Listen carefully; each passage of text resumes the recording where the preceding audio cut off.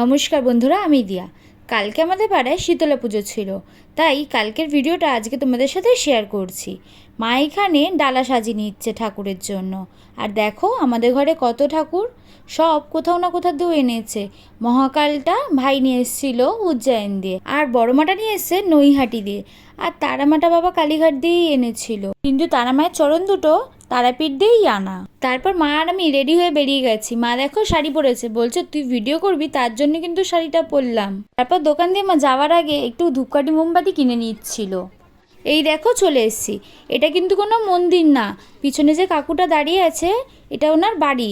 ওনার বাড়িতেই আমাদের পাড়ার সবাই এসে পুজো দিয়ে যায় শীতলা পুজোর দিনকার। চলো তোমাদেরকে একটু ভালো করে মন্দিরটা দেখাই। দেখো কি সুন্দর গাছ দিয়ে সাজানো। ওনার বাড়িটার মধ্যে শুধু শীতলা ঠাকুর না, তারা মা, মহাদেব, বড় ঠাকুর, সব রকম ঠাকুর আছে। দেখো তোমাদের সাথেও শেয়ার করলাম। আসার সময় মা বাজার চলে যাচ্ছিল, বলছে আমাদের খরগোশ তো আবার ভিআইপি খরগোশ, গাজর বা শাক সবজি খায় না, ওকে শুধু বটবটি দিতে হবে, তাও আবার ফ্রিজে রাখা। আর এই দেখো দোকানে দাদাকে দেখে ইয়ার্কি মাছি কীভাবে। ওই আইসক্রিম খেতে চলে এসেছিস? তারপর আইসক্রিম কিনে বাড়ি চলে আসছিলাম। এই দেখো এসে দেখি দাদার বাইকের পিছনে ইনি বসে রয়েছে, আর লেজটা নাড়াচ্ছে দেখো না ঝড়ের গতিতে। বাড়িতে এসে দেখি মুখের অবস্থা খারাপ, আর দোকান দিয়ে চামচ না দেওয়ায় মাকে চামচ আনতে বলে আমি বাটি দিয়েই খেয়ে নিচ্ছিলাম। তারপর দুপুরে পান্তা খেয়ে নিয়েছিলাম। দুপুরে পান্তা খেতে খুব ভালো লাগে। তারপর দেখো বিকালবেলা রসনা খেয়ে নিয়েছিলাম, গরমে সবসময় ঘরে বানানো থাকে। তারপর দেখো না কে এসছে,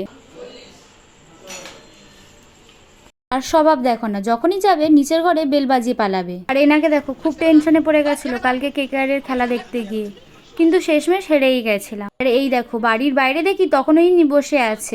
তারপর দিব্যর সাথে একটু বেরিয়েছিলাম, কোথায় যাচ্ছি দেখতে থাকো। তারপর আমাদের এখানে বজরংবলীর মন্দিরটায় দর্শন হয়ে গেছে। কালকে মঙ্গলবার ছিল তো, তাই দেখো পুজো হচ্ছিল বাবার কত বড় করে। এখানে প্রতি মঙ্গলবার ভাই যায় পুজো দিতে।